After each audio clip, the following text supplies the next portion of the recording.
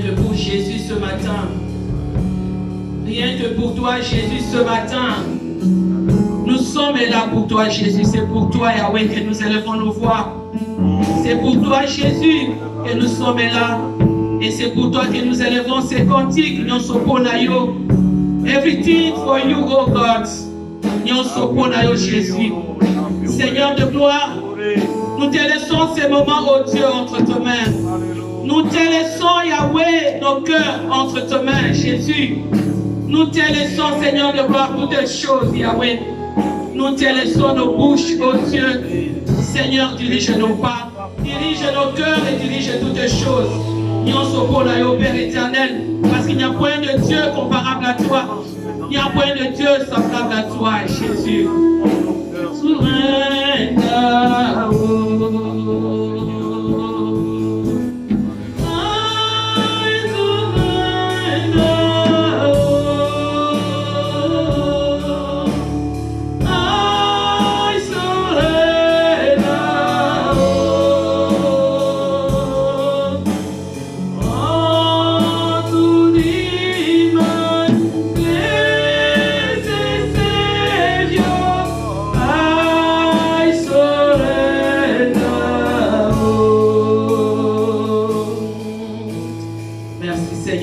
Pour ta présence. Nous voulons, Seigneur, mon Dieu, te dire merci et être reconnaissant ce matin, Yahweh, pour ta présence en ces lieux, oh Dieu, pour ta présence dans nos cœurs, oh Dieu. Merci pour la présence du Saint-Esprit des dieux, éternel en ces lieux. Laisse que cette présence, oh Dieu, Yahweh, nous enseigne. Laisse que cette présence nous encadre. Et laisse que cette présence nous transforme, Yahweh, dans ta présence, oh Dieu de gloire. Et que nous puissions être prêts, Seigneur de gloire, pour l'avènement de ton Fils Jésus-Christ, oh Dieu. Nous te bénissons, Seigneur de gloire. Nous te magnifions et nous t'exaltons, Père éternel. Laisse que la gloire, laisse que l'honneur, laisse que la louange revienne à toi, oh Dieu, pour cette parole, Yahweh, que tu as placée dans ma bouche ce matin, Yahweh, pour ton peuple, oh Dieu de gloire. Et laisse que cette parole, oh Dieu, oui Seigneur, nous approcher de plus en plus de toi et de plus en plus, Seigneur, du royaume et Seigneur de gloire. Oh, nous te bénissons, Yahweh, nous t'exaltons, Père éternel, et nous te disons merci, Seigneur de gloire. Parce que, Seigneur, nous, c'est-à-dire pour nous, on a alléluia, Yahweh. Éternel, pas pour nous, Père. Merci, Seigneur. Alléluia, Jésus. Alléluia, Jésus.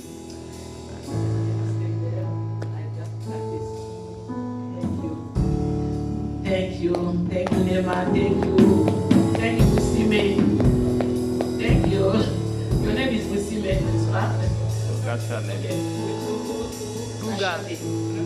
God bless you. Wonderful and marvelous. I love you. Amen. Amen. Amen. Amen. Bien-aimé, amen. Amen ce matin dans la présence de notre Dieu. Amen. Dieu est merveilleux. J'étais en train de penser à nous tous ici. Nous sommes très nombreux. Très nombreux dans la présence de Dieu. Amen. Parce que la Bible nous dit que là où 2 ou 3 sont réunis, lui il est parmi nous. Alléluia. Et lorsqu'il est parmi nous, il est seul mais il est nombreux. Donc nous sommes nombreux dans la présence de notre Dieu. Et lorsque nous venons dans la présence de Dieu, faisons comme si on était une myriade de personnes en train d'adorer, en train de louer notre Dieu. Je me rappelle d'un témoignage que une servante m'avait donné. Son mari est pasteur. Ils avaient commencé comme ça dans une église, seulement le mari, le pasteur et sa famille. Et textuellement. Et un jour, ils ont fait de temps et de temps. 2 ans, 3 ans, je crois, ou 4 ans. Il n'y avait pas beaucoup de gens à l'église. Alors un jour, il y avait un monsieur qui passait, un blanc qui passait sur la route. Et il chantait. Ils chantaient tellement, ils étaient tellement dans la présence de Dieu que la personne qui passait dehors a cru que, donc lui, il a entendu comme si c'était des anges qui chantaient, et il a entendu une multitude de personnes qui chantaient. Il était curieux de savoir, de rentrer pour voir un peu c'était quoi l'église qui chantait comme ça. Et quand il est rentré, il a trouvé même pas plus que 10 personnes. Il était tellement merveilleux, et il a fait son témoignage. Je passais Il passait seulement un passant, mais le Seigneur lui a ouvert les oreilles spirituelles pour qu'il entende le voix des anges qui chantaient dans cette église-là. Et c'est pourquoi, lorsque vous venez dans la présence de Dieu bien-aimé, ne regarde pas à gauche, à droite. Chante, ouvre ton cœur dans la présence de Dieu. Élève ta voix dans la présence de Dieu, parce que là, tu le fais pour toi, pour ton Seigneur. N'attends pas qu'il y ait de multitudes de personnes dans la présence de Dieu ces jours-là pour chanter, parce que peut-être ces jours-là, ça va être trop tard pour toi. Le Seigneur va te demander, je t'avais amené là pour que tu me glorifies, pour que tu m'adores. Mais toi, tu attendais que j'amène une multitude de personnes pour que tu m'adores. Donc, nous devons adorer le Seigneur dans la présence de Dieu. Et c'est comme ça que Dieu a amené beaucoup de gens dans cette église-là. Amen. Amen. Aujourd'hui, bien-aimés, nous allons nous parler, je ne vais pas parler beaucoup. Vous allez m'excuser pour ma voix, elle est toute rauque. Je ne vais pas vraiment beaucoup parler. Je vais juste, pas prêcher, mais exhorter. Je vais nous parler de qu'est-ce qu'il faut faire pour être sauvé. Qu'est-ce qu'il faut faire pour entrer dans le royaume de cieux, pour avoir la vie éternelle. Hier, j'étais en train, quand j'ai dit à quelqu'un, j'étais en train de parler, et puis j'ai dit, je parlais avec mon mari, et puis je lui ai dit, oh, demain je vais prêcher sur que faut-il faire pour être sauvé. Il m'a dit, mais on est déjà sauvé, tu vois. Beaucoup de gens croient ça. On est déjà sauvé, je ne refuse pas. On est sauvé, mais il y a toujours un mais. Il faut entretenir ce salut-là. Donc c'est la même chose comme un papa qui vient, qui donne un cadeau à l'enfant. Un cadeau par exemple d'une maison. On te donne la maison, mais tu prends la maison et puis tu la gardes comme ça et puis la maison commence à s'abîmer, la maison commence à s'effondrer, la maison, la peinture commence à partir, la toiture commence à tomber et toi tu te dis, ben, c'est le cadeau de mon père qui m'avait donné, je n'ai pas besoin de l'entretenir. C'est la même chose comme le salut. Jésus-Christ est allé à la croix, Jésus-Christ est mort pour nous, Jésus-Christ nous a sauvés, n'est-ce pas, du péché, il nous a sortis de ces péchés-là parce qu'on était considérés comme des brebis qui étaient destinées à la boucherie, n'est-ce pas? Mais maintenant, nous on dit, parce que Jésus-Christ nous a déjà sauvés, on peut vivre comme on veut, on peut se prostituer, on peut mentir, on ne va pas entretenir notre salut. Et nous allons maintenant laisser ce salut-là s'écrouler. Et quand Jésus-Christ reviendra, il va nous trouver là parce qu'on va dire à Jésus, mais toi tu étais déjà mort pour nous. Pourquoi on devait entretenir ce salut-là? Parce que toi tu nous avais déjà sauvés. Et pourtant ce n'est pas ça, bien-aimé. Bien-aimé dans le Seigneur, beaucoup de gens n'aiment pas qu'on parle de la fin de temps. Beaucoup de gens n'aiment pas ça. Et beaucoup de gens n'aiment pas qu'on parle de péché, de la repentance, de la consécration. Beaucoup de gens n'aiment pas. Et quand tu essaies de rentrer sur ces chemins-là, on te dit, oh, vous avez un ministère de condamnation. Vous ne faites que parler de péché. Et pourtant, c'est la chose la plus capitale. Mais le diable a compris cela. Il a aveuglé les enfants de Dieu. Et on ne parle que de bénédiction. On ne parle que de voyage. On ne parle que de mariage. On ne parle que de beaucoup de choses. C'était pareil même au temps de Noé, qui était le prédicateur de la repentance. Quand Noé, le Seigneur, l'a envoyé vers son peuple pour aller prêcher la repentance, que les gens doivent se repentir, même la famille de Noé a dit, mais il est devenu fou. Il est fou quand Dieu a demandé à Noé de construire l'arche. L'arche qui n'est que la présence de Dieu. L'arche, c'est tout simplement la présence de Dieu. Noé devait amener ces gens-là dans la repentance, dans la présence de Dieu, dans l'arche. Mais les gens n'ont pas compris, ils ont traité Noé de fou, ils ont traité Noé de malade. Bien aimé, le moment est très crucial, le temps de la fin. C'est le moment où nous devons nous approcher de plus en plus de Dieu. C'est le moment où nous devons nous approcher de plus en plus du royaume. Mais comment? Comment nous devons le faire? C'est une simple question, mais une question profonde et importante.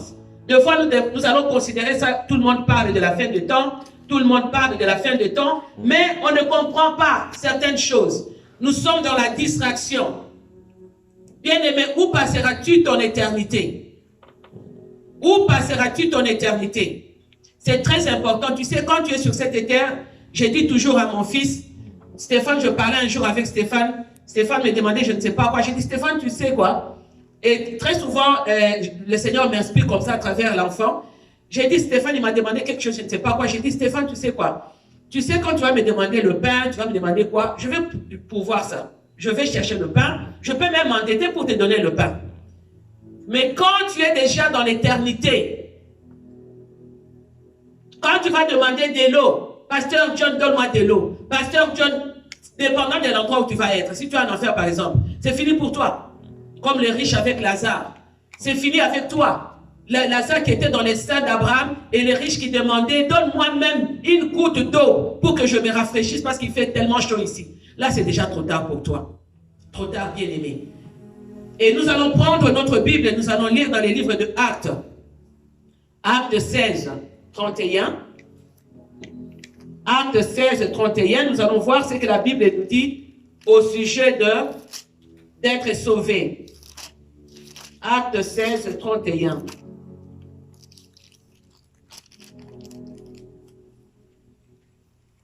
Tout le monde est prêt? Actes 16, 31, bien-aimés. On va les lire au nom de notre Seigneur Jésus-Christ et nous allons nous mettre debout pour honorer la parole de Dieu, qui est Dieu lui-même. La Bible nous dit ceci dans le livre de Actes 16, 31. Paul et Silas répondirent. Il y avait Paul qui était en prison. Je vais commencer un peu au verset 28 pour que vous puissiez comprendre. Mais Paul cria d'une voix forte, ne te fais point de mal, nous sommes tous ici. Alors, Paul s'adressait aux geôliers, n'est-ce pas?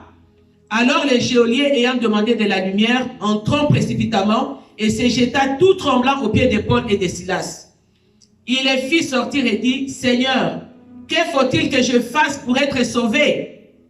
Paul et Silas répondirent, crois au Seigneur Jésus et tu seras sauvé, toi et ta famille. Amen, bien-aimés.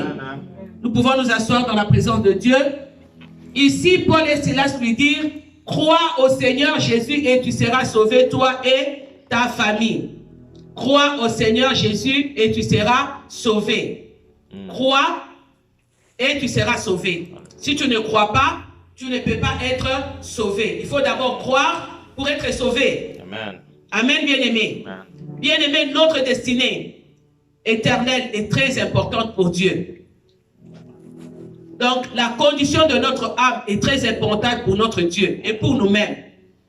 Dans les livres de Jean 3,16, la Bible nous dit, nous connaissons ce verset-là, que Dieu a tant aimé le monde et qu'il a donné son Fils, Jésus-Christ, le Fils unique pour nous, afin que quiconque croit en lui ne périsse point, mais qu'il ait la vie éternelle.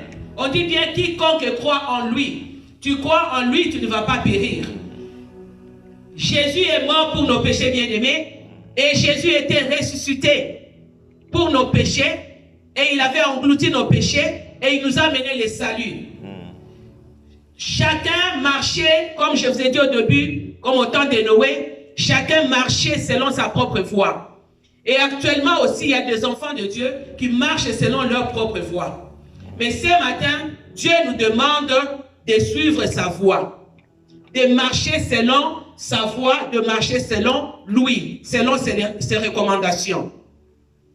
Qu'est-ce que la Bible nous dit dans les livres d'Ésaïe 53:6? 53:6 nous dit ceci que nous étions tous errants comme de brebis. Chacun suivait sa propre voie et l'Éternel a fait retomber sur lui l'iniquité de nous tous. Il a fait retomber sur qui? Sur Jésus-Christ, l'iniquité de nous tous. Et c'est comme ça que les geôliers, je reviens toujours aux geôliers, il a demandé, il avait les soucis de son âme, les soucis de l'éternité. Il avait compris que si moi je ne me répands pas, si moi je ne crois pas au Seigneur Jésus-Christ, ma vie, elle va être perdue. Et c'est pourquoi Paul et Silas ont dit aux geôliers, reçois d'abord et crois et reçois Jésus-Christ comme ton Seigneur et Sauveur. Et il ne s'arrête pas seulement à croire. Bien-aimé, on ne s'arrête pas seulement à croire et à recevoir. C'est pourquoi je vous ai dit que beaucoup vont être dans la perdition parce qu'ils se disent, Jésus-Christ est déjà mort, il nous a sauvés, on s'arrête là. On ne va plus entretenir notre salut, on ne va plus entretenir notre vie spirituelle. Bien-aimé, la repentance est très capitale. Les geôliers, il avait cru, il avait reçu Jésus-Christ. Mais les geôliers s'étaient aussi repentis de ses péchés. Parce que les geôliers ne vivaient pas une vie qui n'était pas conforme à l'Éternel. Une vie qui n'était pas conforme aux principes de Dieu. Il a cru, il a reçu Jésus-Christ et il s'est repenti de ses péchés. Amen, bien-aimé. Amen, bien-aimé. Beaucoup pleurent dans la présence de Dieu. Lorsqu'on te demande de te repentir, tu vas dans la présence de Dieu, tu vas pleurer. Mais leur cœur ne se répande pas. Le cœur ne se répande pas. La repentance, ce n'est pas se priver de la nourriture. La repentance, ce n'est pas déchirer ses habits. Ce n'est pas ce qui importe l'Éternel. Moi, je prends toujours l'exemple de David et j'aime donner l'exemple de David. David, quand Nathan venait dans la présence de David, quand Dieu a envoyé Nathan chez David pour dire à David que tu as péché devant l'Éternel, que tu as fait des choses qui n'ont pas honoré l'Éternel, tu as attristé le cœur de Dieu. David ne déchirait pas seulement ses habits. David déchirait son cœur. David répandait son âme dans la présence de Dieu. David reconnaissait qu'il avait mal fait devant l'Éternel. Et David disait à Dieu, mon péché est constamment couché au-devant de moi. Seigneur, pardonne-moi et ne me retire pas ton esprit. Parce que David savait que son péché allait l'amener loin de Dieu et Dieu allait retirer son esprit dans la vie de David. Et que la présence de Dieu n'allait plus demeurer dans la vie de David. Amen. Amen. La repentance, bien-aimé, c'est faire un demi-tour. C'est faire vraiment un demi-tour comme ça, tu donnes le dos au péché. Tu étais là comme ça, tu regardais le péché, tu vivais avec le péché, tu mangeais avec le péché, tu dormais avec le péché, tu t'amusais avec le péché. Bien-aimé, ne t'amuse pas avec le péché. C'est une catastrophe. Ce n'est pas le diable qui est notre ennemi, mais c'est le péché. Et c'est le péché qui amène les diables dans nos vies. C'est le péché qui ouvre la porte au diable dans nos vies pour venir opérer, pour venir s'asseoir. On ne doit pas s'amuser avec le péché. Lorsqu'on te demande de te repentir, lorsque Dieu vient dans ta vie pour te dire change de vie, tu dois réellement changer. Tu dois vraiment faire un demi-tour complet. Et regarder, tourner ta face vers l'Éternel. Et ne plus tourner ta face vers le péché. Beaucoup viennent dans la présence de Dieu, ils parlent, ils se mettent à pleurer, ils se mettent à gémir. Mais leur cœur ne gémit pas dans la présence de Dieu. Bien-aimé, le diable veut qu'on ne parle pas de ces choses. Parce qu'il veut amener les enfants de Dieu dans la distraction. Si nous voulons faire partie du royaume de Dieu, bien-aimé, nous devons changer nos voies. Nous devons changer nos vies. Nous devons sortir de la rébellion. Hier, par hasard, je lisais, j'étais sur YouTube et je lisais, quelque chose m'a frappé comme ça. Je n'ai pas lu ça jusqu'à la fin, mais juste le peu que j'ai lu, j'ai compris. La personne qui avait écrit disait, mieux vaut que tu restes seul dans la présence de Dieu qu'avec des gens. Des gens qui peuvent t'amener dans la perdition, des gens qui peuvent te dérouter, qui peuvent te faire manquer les royaumes.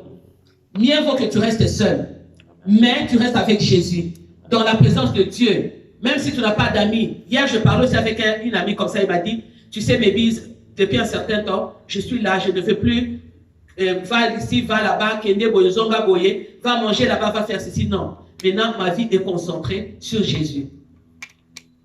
Si nous comprenons cela, bien-aimé, nous allons hériter les royaumes de Dieu. Qu'est-ce que la Bible nous dit dans les livres de 2 Pierre? 2 Pierre, la Bible nous dit ceci. On va lire 2 Pierre 3, 9. 2 Pierre 3, 9. Amen, bien-aimé. Amen. Amen. Amen. La Bible nous dit ceci, bien-aimé. Si nous avons trouvé, on peut lire dans la présence de notre Dieu. La Bible nous dit ceci. Le Seigneur ne tarde pas dans l'accomplissement de la promesse. Cette promesse qui nous a fait de revenir, n'est-ce pas? Cette promesse qui nous a fait de nous préparer une place afin que nous puissions être avec lui. Comme quelques-uns le croient, mais il use de patience envers nous, ne voulant pas qu'aucun périsse, mais voulant que tous arrivent à la repentance. Dieu use de patience envers nous, bien-aimés. Il use de patience parce que Dieu est souverain. Dieu peut décider aujourd'hui que je vais revenir, l'enlèvement va se faire et je vais prendre ce que je peux prendre. Mais Dieu ne peut pas laisser tout son peuple périr. Et c'est pourquoi il use de patience. La Bible même nous dit qu'il aime les pécheurs, mais il déteste le péché. Et il veut que tous reviennent à la repentance. Pourquoi? Parce qu'il veut que tous aillent dans sa gloire. Parce que Jésus n'est pas allé à la croix en vain. Jésus n'est pas allé à la croix en vain, bien-aimés. Nous devons sortir des distractions, bien-aimés. Les enfants de Dieu sont vraiment dans la distraction. Une distraction terrible. Dans nos églises, dans nos vies, les enfants de Dieu maintenant vivent dans la distraction. Si on regarde bien, la distraction, elle est entrée vraiment à l'église. Hier, j'ai suivi une émission sur les musulmans. Il y a une multitude de musulmans qui ont compris l'amour de Dieu, de Jésus. Je ne parle pas de Dieu, mais de Jésus, qui était rejeté. Ils ont compris que Jésus est amour. Ils ont compris, même s'il ne dit pas tout haut, ils ont compris que Jésus est amour. Ils ont compris que Jésus est le sauveur. Ils ont compris que Jésus est la lumière du monde. Ils ont compris que pour avoir le salut, c'est seulement en Jésus. Et là, il y a une multitude de musulmans qui se convertissent. Amen. Pendant que nous, les enfants de Dieu, nous qui avons compris, nous sommes dans la distraction. Bien aimé, je vous dis que beaucoup vont grincer les dents. Et vous allez voir, les musulmans vont partir. Les musulmans seront enlevés, pas en tant que musulmans, en tant que croyants, ceux qui se sont convertis et ceux qui sont lavés dans le sang de l'agneau. Ils vont partir. Je me rappelle de mon rêve. Un jour, j'ai rêvé. Il y a même quelqu'un qui m'a dit, oh, ne dis pas ce rêve-là parce que sinon, tu vas entêter les musulmans. Non, non. Jésus est mort pour tout le monde. Il est mort pour les païens, pour les bouddhistes, pour les musulmans, pour tout le monde, pour les Ndumba, pour les voleurs, pour les Kounouna. Il est mort pour tout le monde. Jésus n'est pas seulement mort pour une catégorie là. J'ai fait ces rêves-là que je me suis retrouvé au ciel. Et j'étais tellement content dans mon rêve. Je disais, oh, je suis au ciel. Je suis au ciel. Et il y avait une montagne d'or. Il y avait un chemin. Vraiment, c'était tellement beau, tellement joli.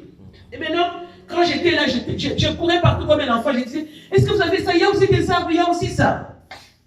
Maintenant, Jésus est venu à côté de moi. Il me promenait partout. Il me montrait, il y avait une montagne, tout ça, une montagne d'or. Alors j'ai dit à Jésus, je vais aller là-bas. Il a dit non. J'ai même dit, je vais emporter ça, rentrer avec ça sur la terre. Il m'a dit non, ça c'est pour rester. Et maintenant, je vois les portes. Chaque fois quand quelqu'un meurt, la porte du ciel s'ouvre et les gens rentrent. Maintenant, il y a eu une femme avec ses enfants. Elle avait 4 ou 5 enfants. Et puis, la femme était là. Mais ils étaient habillés en habits, tu vois, les habits noirs du musulman, les robes là, avec ses enfants. Mais le mari n'était pas là. Après, j'étais étonné de voir le musulman au paradis. J'ai dit à Jésus, j'ai dit, ah, mais ce sont des musulmans, comment ils se retrouvent ici? Il me regarde, il me répond. Il me dit, ma fille, j'étais mort pour eux aussi. C'est la réponse que Jésus m'avait donnée. Et j'ai dit, mais il a des enfants, mais elle n'a pas de mari. Il a dit, son mari, lui, il a choisi de rester dans l'autre camp. Il a refusé de me suivre. Mais elle a choisi de me suivre avec ses enfants. Amen, bien-aimés. C'est pour vous dire, bien-aimés, que les chrétiens, les enfants de Dieu, sont dans la distraction. Terrible. Nous devons sortir, bien-aimés, de la distraction. Et les enfants de Dieu n'ont pas encore conscience de l'enfer. Ils n'ont pas conscience de cela. Ils croient que Dieu va me faire grâce. Mais, bien-aimé, peut-être que tu n'auras pas cette grâce-là. Peut-être que tu vas mourir dans ton sommeil. Peut-être que tu vas trébucher comme ça et tu tombes, tu pars. Tu n'auras pas le temps d'ouvrir ta bouche. Comme le pasteur avait dit l'autre fois, je reviens toujours au frère Jacques. Notre frère est avec nous. Il était là. C'est là où vous devez comprendre. Moi, vraiment, depuis le départ du frère Jacques, je tremble. Je tremble. Et je ne pense qu'à ça. Quand tu regardes, il était là avec nous. Il a mangé avec nous. Il a écouté la prédication avec nous. Mais aujourd'hui, il n'est pas là. Bien-aimés, les enfants de Dieu n'ont pas encore conscience de la gravité de l'enfer. Je ne sais pas si vous avez suivi les témoignages du pasteur Daniel. Daniel, c'est lui du Nigeria, c'est lui qui était mort et puis il est revenu à la vie. Il était ressuscité. Daniel s'était disputé avec sa femme. C'était un pasteur engagé, un pasteur qui craint le Seigneur.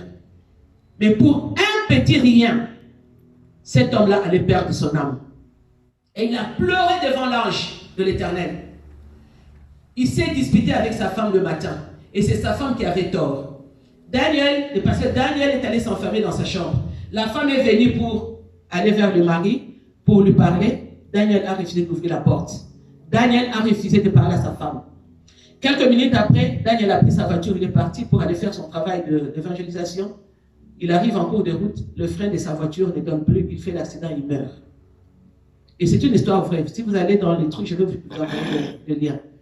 Daniel meurt. Quand Daniel meurt, il se retrouve devant l'ange de l'Éternel. L'ange de l'Éternel le prend, il le fait visiter le paradis, il le fait visiter le merveille du paradis. Et Daniel était tout content, il a dit, ah, je suis au paradis, j'ai servi les seigneurs, tout ça. Et après quelques temps, l'ange l'amène en enfer.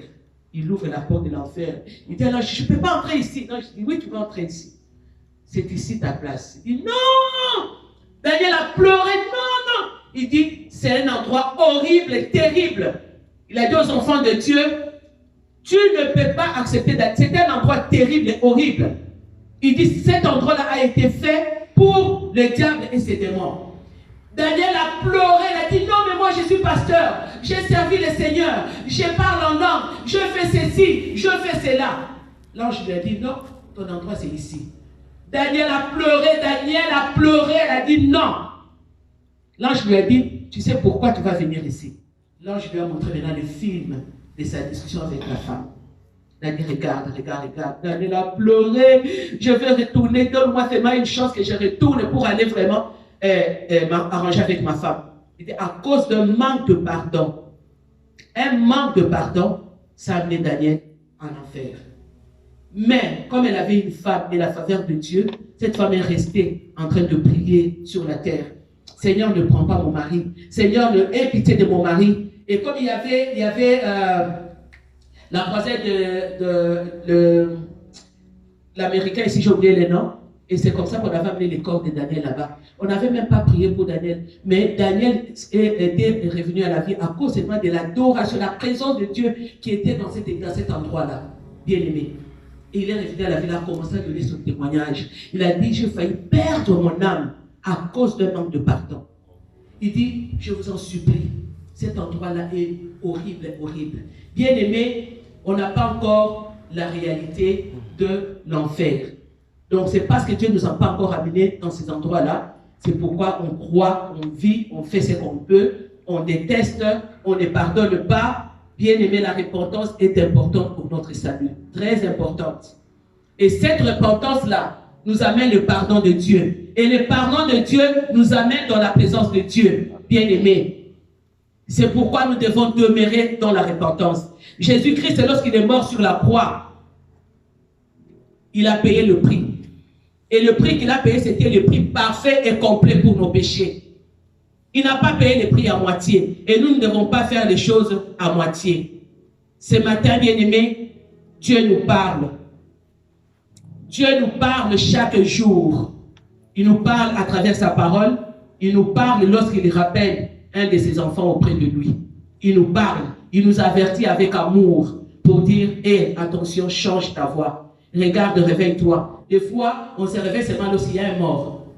Là, on est conscient maintenant de l'enfer et du paradis. Là, on est conscient de l'amour de Dieu. Mais lorsqu'il n'y a pas un mort tout autour de nous, lorsqu'il n'y a pas ces choses-là, on ne se rend pas compte de ce qui se passe dans nos vies. Nous vivons nos vies comme nous voulons. Dieu veut qu'on change nos voies avant qu'il ne soit trop tard, bien-aimé.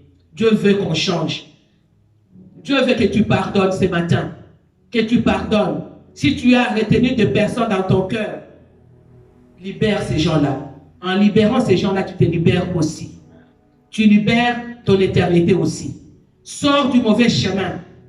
Sors de tous ces mauvais chemins, comme la Bible nous dit dans le livre de 1 Jean 1, 8 et 10 que si nous disons que nous n'avons point de péché, nous nous séduisons nous-mêmes. Et la vérité n'est pas en nous, bien-aimés. Le salut ne vient pas d'une église.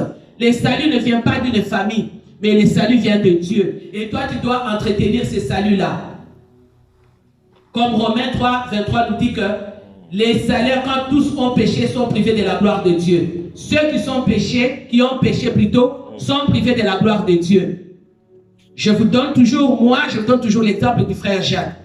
Le pasteur a parlé, l'autre fois il a dit, quand ils étaient en train de prier, ils ont prié, mais le Seigneur leur a parlé, leur a dit, non, parle au frère, il doit arranger son cœur, il doit libérer son cœur, il doit pardonner les personnes qu'il a gardées dans son cœur. Bien-aimés, nous sommes seuls responsables de nos erreurs. Nous sommes seuls responsables de nos fautes. On doit accuser personne. On ne doit pas faire comme Saul. Saul, il accusait son peuple devant Dieu. Saul ne se repentait pas. Mais David, lui, à la différence de David, et David allait dans la présence de Dieu, et David reconnaissait son mal. Et David disait, je péchais devant l'Éternel. Bien-aimé, lorsque tu dois aller dans la repentance, tu dois commencer par toi-même. Tu dois commencer par changer ta vie. Tu dois commencer par entretenir ton salut en veillant jour et nuit. Aujourd'hui, l'Église est concentrée sur sa propre destruction. Les enfants de Dieu sont concentrés sur leur propre destruction au lieu de construire leur salut. Nous devons être prêts, bien-aimés, à réparer nos torts, à pardonner et à libérer nos cœurs et à être à un endroit secret avec Dieu. Bien-aimé, je t'exhorte ce matin, comme Paul à Timothée. Paul a dit à Timothée, combat les bons combats. Combat les bons combats, les combats de la foi. Et garde une bonne conscience. Garder la bonne conscience, c'est quoi? C'est avoir une bonne conduite. Une bonne conduite parmi les enfants de Dieu, une bonne conduite parmi le païen, une bonne conduite dans ta famille, partout. Une bonne conduite. Et c'est cette bonne conduite qui va t'amener dans la présence de Dieu. Les œuvres ne suffisent pas seulement. Tu peux donner, tu peux acheter des buildings aux gens, mais si tu vis dans les péchés, si tu n'as pas Jésus-Christ, ces buildings ne vont pas t'amener devant la face de Dieu. Bien-aimé, pour terminer mon exhortation de ce matin, tu dois garder la foi et tu dois enlever la distraction. Tu dois consacrer ton temps à Dieu et non au blablabla, aux choses qui ne glorifient pas Dieu. La Bible nous dit, bien-aimé, pour terminer, dans Apocalypse 3, 20. Là, c'est Jésus qui parle à son peuple. Il dit, je me tiens à la porte et je frappe. Il se tient ce matin à la porte de nos cœurs. Il dit, si tu entends ma voix, John, si tu entends ma voix, Boussi, mais si tu entends ma voix, ouvre la porte de ton cœur afin que je puisse entrer et que je puisse souper avec toi et que toi tu puisses souper avec moi. Ce matin, le Seigneur frappe aux portes de nos cœurs bien-aimés. Les portes de nos cœurs sont semblables à une maison. Nos cœurs bien-aimés sont semblables à deux maisons. Et Dieu vient, il frappe. Il frappe, il dit, je vais entrer. Je veux que tu ouvres ton cœur afin que je demeure dans ton cœur. Et lorsque Jésus-Christ vient demeurer dans ton cœur, c'est la parole de Dieu qui demeure aussi dans ton cœur. Et tu vas demeurer avec Dieu dans ton cœur. Et bien aimé, les lieux où Dieu nous parle le plus, c'est nos cœurs. Et c'est dans les cœurs que viennent les bonnes comme les mauvaises choses. Dieu nous parle le plus dans nos cœurs. Et Dieu veut nos cœurs. Et c'est comme ça qu'il avait demandé au pasteur John de demander au frère Jacques de préparer son cœur. Parce qu'un cœur lourd, un cœur qui avait plein d'amertume, un cœur qui n'avait pas de pardon, un cœur qui était désobéissant, ces cœurs-là ne pouvaient pas entrer dans la présence de Dieu. Amen, bien-aimé. C'est comme ça que le frère Jacques avait préparé son cœur dans la présence de Dieu. Dieu veut que nous puissions avoir de cœurs sincères, de cœurs repentants, de cœurs qui sont obéissants et disciplinés, et des cœurs qui gardent le principe de Dieu. Et c'est comme ça que nous allons voir la gloire de Dieu, bien-aimé. Nous devons vraiment sortir de la distraction. Nous devons vraiment mettre de côté tout ce qui ne glorifie pas Dieu. Nous devons marcher avec le Seigneur. C'est vraiment important et capital que nous puissions comprendre cela. Amen, bien-aimé. Que le Seigneur vous bénisse. Voilà la parole que j'avais ce matin à partager avec vous. Ce n'est pas une grande parole, mais c'est une petite parole. Mais cette parole-là est capitale et importante pour pour nous amener dans la présence de notre Dieu. I surrender. Amen, bien-aimé. Amen. I surrender. Oh. I surrender. Oh. Ce matin, tu vas prier dans ton cœur. Tu vas demander à Dieu de changer ton cœur. Tu vas demander à Dieu de te pardonner. Tu vas aussi demander à Dieu qu'il te donne la force de pardonner ceux que tu as retenus dans ton cœur. Tu vas demander à Dieu de te donner un cœur obéissant, un cœur discipliné, un cœur qui marche dans la crainte de sa parole. Et tu vas demander que la volonté de Dieu s'efface dans ta vie. Et que tu remplisses, et que le Saint-Esprit de Dieu remplisse ces cœurs-là de la présence de Dieu et de la crainte de Dieu et de la consécration.